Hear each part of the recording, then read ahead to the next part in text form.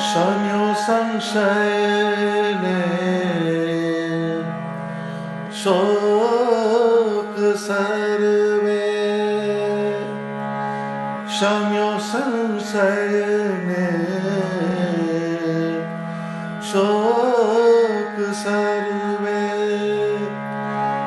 થઈ ચિત્તની વૃત્તિ સ્થિર રે, થઈ ચિત્તની વૃત્તિ સ્થિર રે, વસ્યા હૃદય સ્વામી નારાયણ વીર રે, સ્વામી નારાયણ વીર રે, વસ્યા હૃદય સ્વામી નારાયણ વીર રે, સ્વામી નારાયણ, સ્વામી નારાયણ, સ્વામી નારાયણ વીર રે. સહજાનંદ સ્વામી મહારાજની જય. સૌ હરિભક્તોને મારા જય સ્વામિનારાયણ. ગઈ સભામાં આપણે આ પદનું જે રસ દર્શન કર્યું એમાં શરૂઆતની બે પંક્તિઓનું રસ દર્શન કર્યું. સ્વામિનારાયણ વીર રે, વસ્યા હૃદય સ્વામિનારાયણ વીર રે, અસ્થિર મન સ્થિર થયું, ગયું અંતરનું અધીર રે. આજની લાઈન એમાં સ્વામી કહે છે, શમ્યો સંશય ને શોક સર્વે, થઈ ચિત્તની વૃત્તિ સ્થિર રે, વસ્યા હૃદય સ્વામિનારાયણ વીર રે. તો આ પંક્તિઓમાં સ્વામી સંશયની વાત કરે છે. તો ભગવાનનો યોગ થયો તેનાથી સંશય માત્ર રહી ગયા, શમી ગયા. ગીતાની અંદર ભગવાને કહ્યું કે સંશયસ્તો વિનશ્યતિ, હે અર્જુન, સંશય વિનાશ માત્રનું કારણ છે. સંશય જ માણસનો સર્વનાશ કરે. જીવને બધી વાતમાં સંશય થાય. લોકમાં સંશય, કુટુંબમાં સંશય, વ્યવહારમાં સંશય. સંશયને કારણે આ સમાજની અંદર પતિ પત્નીના સંબંધોમાં પણ તિરાડ પડી જાય. તો સંશય દૂર ક્યારે થાય? તો જ્યારે જીવને ભગવાનની મૂર્તિ અને ભગવાનની વાણીનો યોગ થાય તો સંશય દૂર થાય. શ્રીજી મહારાજે વચનામૃત દ્વારા અનંત જીવના સંશયને દૂર કરી નાખ્યા. કેમ કે જીવની એક પ્રકૃતિ છે, એને બધે સંશય થાય છે. જેમ લોક વ્યવહારમાં થાય, કુટુંબમાં થાય, એવી રીતના સત્સંગમાં પણ સંશય ચાલુ થઈ જાય. તો સંશય કયા થાય સત્સંગની અંદર? તો કે આટલું ભજન કરું છું, આટલા વખતથી સત્સંગ કરું છું, તો મારું કલ્યાણ થશે કે કેમ? તો એ સત્સંગની અંદર પણ સંશય ચાલુ થઈ જાય. એનું કારણ શું છે? તો કે જીવનની અંદર બે વસ્તુ છે, એક ડુઈંગ અને બીજું બિલીવિંગ. ડુઈંગ એટલે કર્મ, કર્તવ્ય, અને બિલીવિંગ એટલે માન્યતા. એટલે ઇંગ્લિશમાં એક કહેવત છે, do vote ever you believe in and believe in vote ever you do it. તમે જે કરો એમાં તમને શ્રદ્ધા હોવી જોઈએ, અને જેમાં તમે શ્રદ્ધા રાખો છો એ પ્રમાણે તમારું કર્તવ્ય હોવું જોઈએ. તો આ ડુઈંગ અને બિલીવિંગ, કર્મ અને માન્યતા, શ્રદ્ધા, આ બેમાં જ્યાં ડિફરન્સ પડે ત્યાંથી સંશયની ટેરેટરી શરૂ થઈ જાય. તો શ્રીજી મહારાજે અનેક જીવના સંશય દૂર કરી દીધા. પોતાની મૂર્તિના પ્રભાવથી, પોતાના જ્ઞાનથી એવા સંશય દૂર કર્યા કે જીવને અંદર એક જાતનો કેફ રહેતો, અને બધા સંશયને દૂર કરીને એક સ્પિરિટથી અનેક જીવ સ્વામિનારાયણ ભગવાનની ઉપાસના કરતા. એટલે નિષ્કુળાનંદ સ્વામી કીધું, રૂડી મૂડી પામ્યા રોકડી, નહીં ઉધારાની વાત, અમલ ભર્યા સૌ ઉચ્ચરે, પ્રભુ મળ્યા છે સાક્ષાત.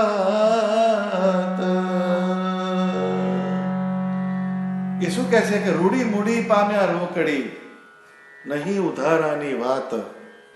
એટલે એમ કે મૂડી કઈ?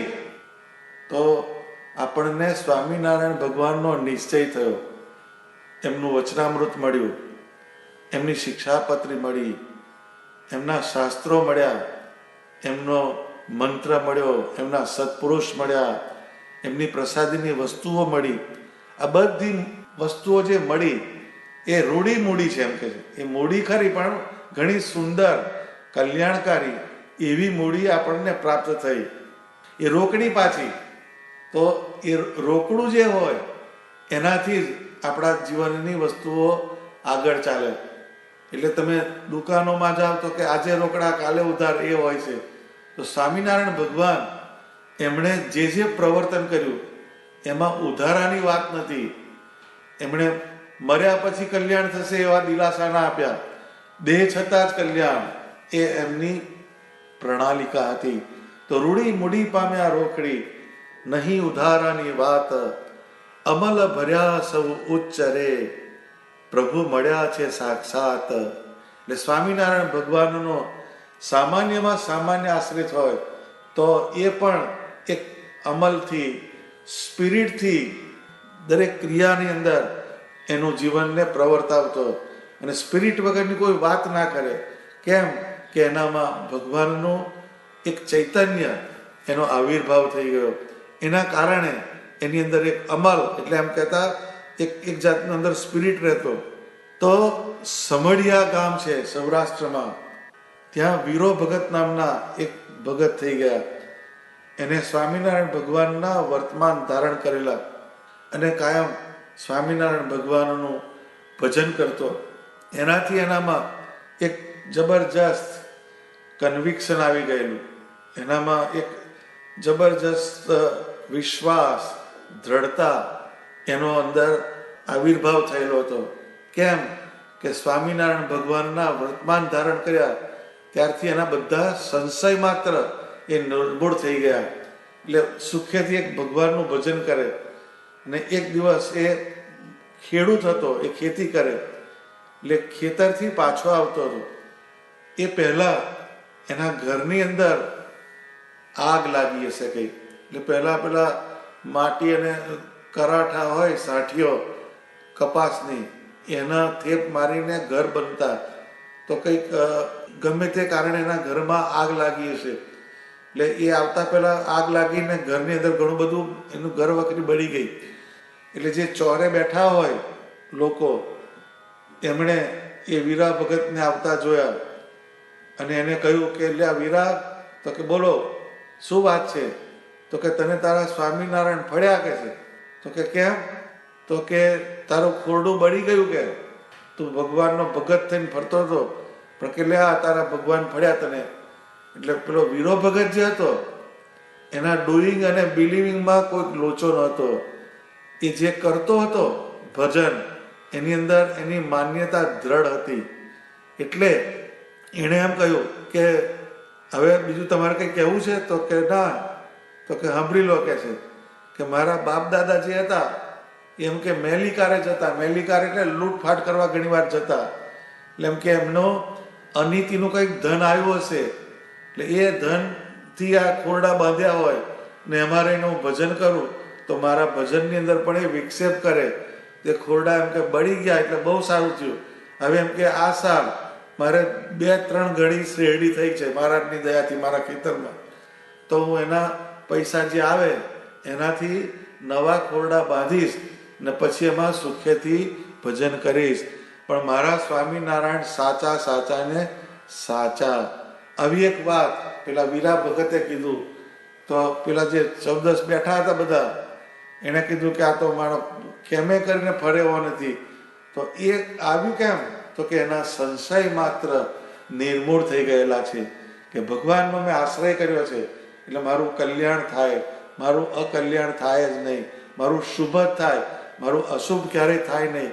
એટલે જેને સંશય થાય એને બધામાં સંશય થાય તો કે ભગવાન સુખ કરતા છે અને દુઃખ હરતા છે.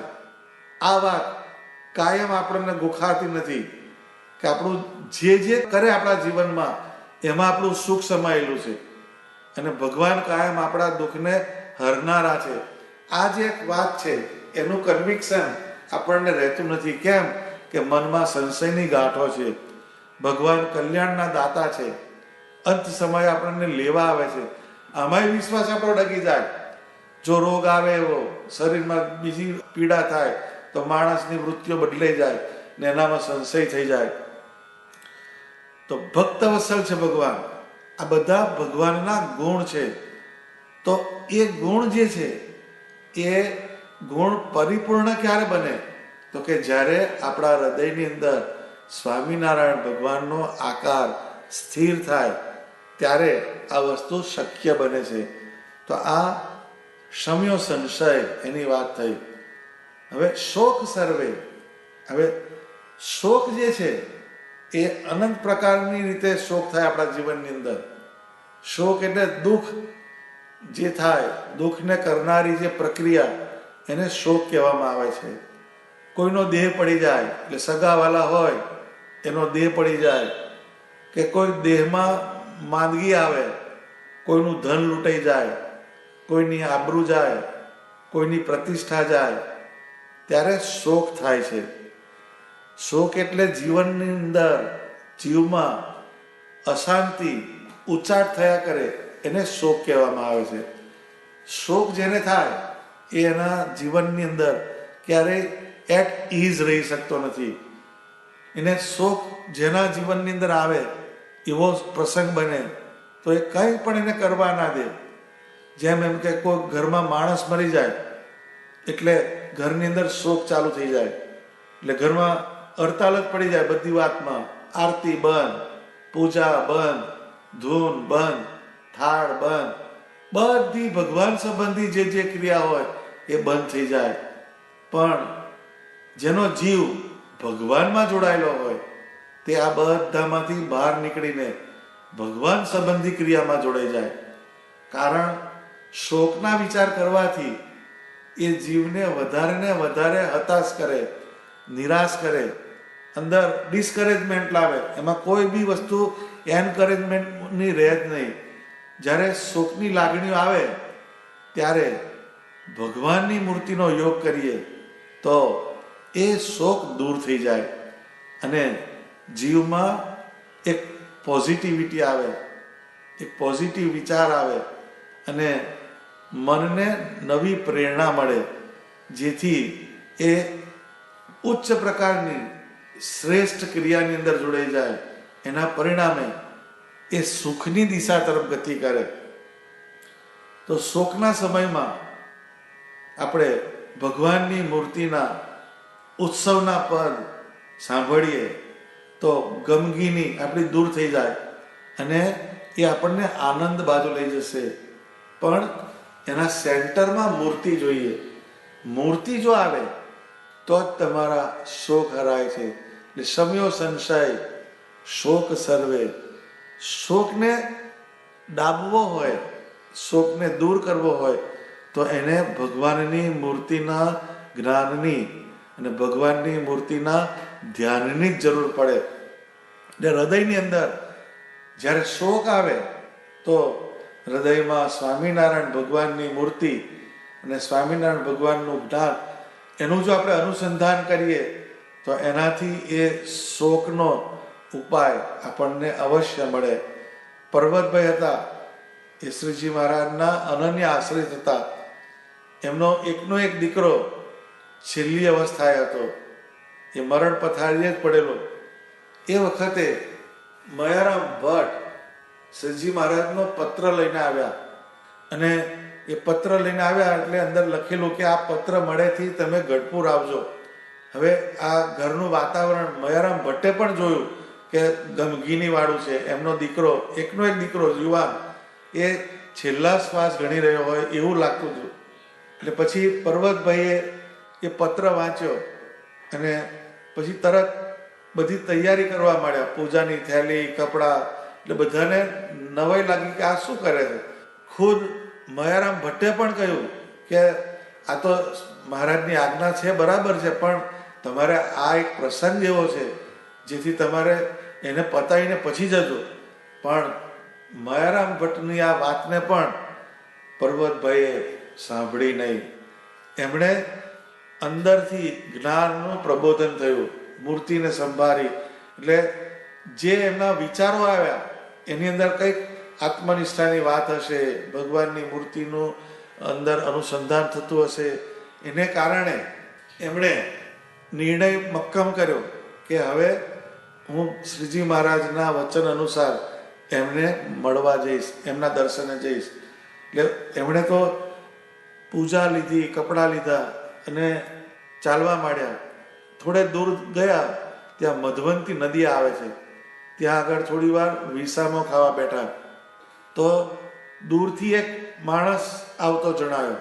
હવે એ માણસ જે હતો એણે ખભે પેલું સફેદ કપડું નાખી દીધેલું, એટલે એનાથી ખબર પડે કે આ દીકરો ધામમાં ગયો છે. હવે આ સિચ્યુએશનને આપણે જો વિચારીએ તો એકનો એક દીકરો હોય અને એ મરણ પથારીએ હોય અને ભગવાનની આજ્ઞા હોય કે તમે આ પત્ર મળેથી ગઢપુર આવો, તો ગમે એવો ભગત હોય, ગમે એવો ત્યાગી હોય, ગમે એવો જ્ઞાની હોય, ધ્યાની હોય, તો પણ એ શક્ય ના બને. પરંતુ પર્વતભાઈના હૃદયમાં સ્વામિનારાયણ ભગવાનનો આકાર સ્થિર થયેલો છે. એટલે એના અંતઃકરણમાંથી શોકની લાગણીઓ નિર્મૂળ થઈ ગયેલી છે. એટલે એમણે આ સ્ટેપ લીધું. તો દૂરથી પેલો જે માણસ આવ્યો એટલે એમને ખબર પડી કે હવે આ દીકરો ધામમાં ગયો હશે. એટલે પછી એ ભાઈએ જલ્દી આવીને કીધું પર્વતભાઈને કે તમે પાછા ચાલો. મધવંતી નદી એટલે અગતરાયથી થોડે નજીક થાય, એટલે ત્યાંથી એમને બોલાવવા આવ્યો પેલો માણસ કે તમે પાછા વળો. તો કે શું છે? તો કે તમારો દીકરો દેહ મૂકી ગયો. એટલે પર્વતભાઈએ એક સરસ જવાબ આપ્યો કે હવે એમ કે હું ત્યાં આવીને શું નવું કરવાનો છું. એને ભગવાન એને દેહમાંથી લઈ ગયા. બાળવાની જે વાત છે એ તો તમે બાળશો તો પણ ચાલશે, બાળવામાં હું શું કરવાનો તો નવું, પણ આ ભગવાનનું વચન એ મારે ચૂકાય નહીં. એટલે ત્યાં સુધી હવે એકનો એક દીકરો છે અને એને આ મેસેજ મળે છે તો પણ પર્વતભાઈ ત્યાં જતા નથી. કારણ કે એને અંતઃકરણમાંથી શોકની લાગણી નીકળી ગયેલી છે. એનું કારણ ભગવાનનો આકાર એમાં સ્થિર થયો છે. પછી મહારાજના દર્શન કરવા ગયા ગઢડા, અને પછી બધી વાત પૂછી. પછી મહારાજે બધી અંતર્યામી પણ બધી વાત કહી કે તમારો દીકરો ધામમાં ગયો. તો કે હા મહારાજ. કે તો કે તમને શોક ના થયો કશો? તો કે છે મહારાજ, ખાટલો હોય એને એક પાયો તૂટી જાય તો એને કે બાવળિયાનું લાકડ લાવવું પડે, સુથારને ઘેર જવું પડે, અને પછી એને ઉતારવું પડે અંગેડા ઉપર, ને પછી એનો ખાટલો રિપેર થાય. પણ આ તો તમે એને જન્મ આપ્યો અને તમે એને ધામમાં લઈ ગયા, એમાં મારે ક્યાં પ્રયત્ન આવ્યો? તો કે છે તમને શોક નથી થતો? કે મહારાજ, જ્યારથી તમારી મૂર્તિનો યોગ થયો, તમારું જ્ઞાન થયું, ત્યારથી મારા અંતઃકરણમાંથી શોક માત્ર નિર્મૂળ થયેલો છે. તો આ એક પર્વતભાઈનો એપિસોડ છે, પણ એ બહુ પ્રેરણાવાળો એપિસોડ છે. જીવનની અંદર શોક ભલભલાને હલાવી જાય, એના શરીર ઉપર, મન ઉપર એ જે આઘાત થાય એ વર્ષો સુધી રૂઝાતા નથી. પરંતુ જેને મૂર્તિનો યોગ હોય, વસ્યા હૃદય સ્વામિનારાયણ વીર રે, જેના હૃદયમાં સ્વામિનારાયણ ભગવાનનો વાસ થયેલો હોય, એના જીવનમાંથી શોક પણ નિર્મૂળ થઈ જાય. તો આ બીજી વાત શોકની આવી. હવે આગળ સ્વામી કહે છે કે થઈ ચિત્તની વૃત્તિ સ્થિર રહે. તો ચિત્તમાં જે નકારાત્મક આંદોલનો થતા હોય, નકારાત્મક વિચાર થતા હોય, નેગેટિવ વાઇબ્રેશન આવતા હોય, એ બંધ થાય એટલે પોઝિટિવ વિચારધારા શરૂ થઈ જાય, સારા વિચારો શરૂ થઈ જાય, જેને કારણે ચિત્ત શાંત થવા માંડે છે. અને ચિત્ત શાંત થાય તો જ ભગવાનનું ધ્યાન શક્ય બને છે. કારણ વસ્યા હૃદય એ આ કીર્તનનો મુખ્ય સૂર છે. બધા જ શબ્દો અને બધી જ પંક્તિઓને શ્રીજી મહારાજની મૂર્તિના ધ્યાન સાથે સીધો સંબંધ છે. હૃદયમાં મૂર્તિ ધારવાથી શું પ્રભાવ પડે છે એની વાત સ્વામીએ આ પદની અંદર લખી છે. એટલે ભગવાનની મૂર્તિ આપણા હૃદયમાં સ્થિર થાય તો પહેલું બધા સંશય છે એ શમવા માંડે, પછી શોકની લાગણીઓ દૂર થાય. આ બધું દૂર થાય અને શમી જાય ત્યારે જ ચિત્તની જે વૃત્તિઓ જે છે એ સ્થિરતા તરફ ચાલે છે. અને જ્યારે બધું સ્થિર થાય ત્યાર પછી જ આપણને ભગવાનની મૂર્તિના ધ્યાનનો એક આનંદ આવે છે. તો આપણે ચિત્તની વૃત્તિને સ્થિર કરીને ભગવાનની મૂર્તિ ધારવા જઈએ છીએ, પરંતુ વાસ્તવિકતા જુદી છે. આપણે આમ સમજીએ કે પહેલું ચિત્ત શાંત થાય પછી હું ભગવાનનું ધ્યાન કરું, પરંતુ રિયાલિટી જુદી છે. ભગવાનની મૂર્તિને ધારવા માંડીએ તો ચિત્તની વૃત્તિઓ સ્થિર થાય છે. પતંજલિનું સૂત્ર છે કે ચિત્ત વૃત્તિ નિરોધ. તો ચિત્તની વૃત્તિનો નિરોધ, એટલે ચિત્તની વૃત્તિ જ્યાં જ્યાં જતી હોય એનો નિરોધ, એટલે એને અટકાવીને પછી ભગવાનમાં જોડવાની, ભગવાનના આકારમાં જોડો તો ધ્યાન માર્ગ સરળ બને. પણ શ્રીજી મહારાજ વચનામૃતમાં એક જુદી વાત બતાવે છે કે જેને ભગવાનની મૂર્તિમાં ચિત્તની વૃત્તિ રહે છે તેને ચિત્તની વૃત્તિનો નિરોધ આપોઆપ થયો જાણવો. અષ્ટાંગ યોગ વગર સાધે સધાયો એમ જાણવો. કારણ કે ચિત્તની વૃત્તિઓ જે છે એના નિરોધે કરીને ભગવાનમાં જોડાવાનું હતું, એ કામ તો શરૂ થઈ ગયું. એટલે આ બહુ સમજવા જેવી વાત છે કે ચિત્તની વૃત્તિઓને આપણે અટકાવવા જઈશું તો એ બહુ અઘરું પડશે. પણ ચિત્તની વૃત્તિઓને ભગવાન સંબંધી ક્રિયા, ભગવાનના કીર્તનોમાં, ભગવાનની મૂર્તિ સંબંધી જે શાસ્ત્ર હોય, લીલા ચરિત્ર હોય, એમાં જો આપણે જોડીએ તો સહેજે સહેજે એનો ચિત્તનો નિરોધ જગતમાંથી થઈ ગયો અને એ જોડાયું પરમાત્માના સ્વરૂપમાં. માટે બ્રહ્માનંદ સ્વામીએ કીધું,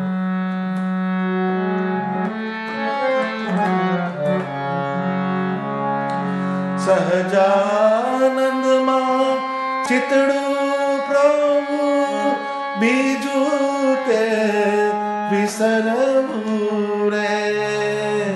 બ્રહ્માનંદ કહે હરિમુખ જોઈ મતવાલા તઈ ફરવું રે. મંગળ આરતી મોહનજીની કોડે કોડે કરીએ રે. એટલે એમ કે સહજાનંદમાં ચિતડું પ્રભુ બીજું તે વિસરવું રે. એટલે આપણા ચિત્તની વૃત્તિઓને ભગવાન સ્વામિનારાયણ એના સ્વરૂપમાં પરોવી દેવાનું. બીજું બધું વિસારીને બાજુ પર મૂકીને ભગવાન સ્વામિનારાયણની મૂર્તિમાં ચિત્તની વૃત્તિને જોડી દેવાની અને એમની મૂર્તિ અને એમના મુખારવિંદની સામે જોઈ રહેવાનું. એનાથી એક મતવાલાપણું જીવમાં આવશે. કે છે ને, બ્રહ્માનંદ કહે હરિમુખ જોઈ મતવાલા થઈ ફરવું રે. જે આ જીવને ઉત્તમ શ્રેષ્ઠ ભક્તિપણાની, શ્રેષ્ઠ ભક્તપણાની દશામાં લઈ જનારું બને છે. માટે ચિત્ત જ્યારે શાંત થાય ત્યારે જ ભજનની સાર્થકતા થાય છે. મન મનન કરે છે, પછી બુદ્ધિ એનો નિશ્ચય કરે છે. પરંતુ ચિત્ત એ મનના વેગ જે બુદ્ધિ નક્કી કરે છે તે દિશામાં ગતિમાન કરે છે. તો કોઈ પણ વસ્તુને ગતિ આપવાનું કારણ, ગતિ આપવાનું મુખ્ય વસ્તુ કોણ છે? તો કે ચિત્ત છે. એ ચિત્તને કારણે કોઈ પણ વિષયની ફિલિંગ્સને આગળ ગતિ મળે છે, એની શાર્પનેસ વધી જાય છે એ ચિત્તની વૃત્તિને કારણે. માટે ચિત્તની વૃત્તિમાં મૂર્તિ ધારીએ તો જ આપણને ભગવાનના સ્વરૂપનો વધારે અનુસંધાન થાય. એ ચિત્તની અંદર એની વૃત્તિમાં ભગવાનની મૂર્તિનું ભજન કરવું એ બહુ અગત્યની બાબત છે. કારણ કે જ્યારે ભજન કરીએ ત્યારે વૃત્તિઓ જ બહાર પડે છે, એટલે વૃત્તિઓ જ બહાર લઈ જાય છે. એટલે વૃત્તિની અંદર ગતિ છે. જેમ ભગવાને વચનામૃતમાં દાખલો આપ્યો કે અહીંયા ગઢપુરમાં બેઠા હોય અને કાશીએ જવું હોય તો જવાય નહીં, પણ વૃત્તિ એ કરીને જાય તો કે વૃત્તિ ક્ષણવારમાં એ કાશી પહોંચી જાય. તો વૃત્તિને સમય અને ડિસ્ટન્સ આ બેનો ક્રાઇટેરિયા નડતો નથી. એટલે વૃત્તિ એક એવી વસ્તુ છે કે જેના કારણે આપણે ભગવાનની વધારે નજીક જઈ શકીએ છીએ. આપણા ચિત્તની અંદર ભગવાન સંબંધી ક્રિયા, એમની લીલા, એમની મૂર્તિનું વર્ણન, એના ડેટા જેટલા ને જેટલા વધારે આપણે ઇનપુટ કરીએ એટલી આપણી વૃત્તિઓ નિર્મળ બને, એટલી આપણી વૃત્તિઓ પોઝિટિવ બને અને એને ભગવાનના સ્વરૂપમાં જોડે. કારણ ચિત્તમાં જે ચિંતવન થાય છે એ પ્રમાણે જ અહંકારની દ્રઢતા થાય છે. એટલે ભક્તપણાનો જે અહંકાર એની પૂર્તિ ચિત્ત દ્વારા થાય છે. ચિત્તની અંદર જેટલું ભગવાન સંબંધી ચિત્ત થાય એટલો આપણો અહંકાર દ્રઢ થાય છે. એટલે ચિત્તમાં જગતના પદાર્થોની છાપો ઉભરાતી હોય તો જગતના સંસારીપણાની દ્રઢતા થાય, અને જો ભગવાન સંબંધી ચિંતવન થાય તો ભગવાનના ભક્તપણાના અહંકારની દ્રઢતા થાય છે.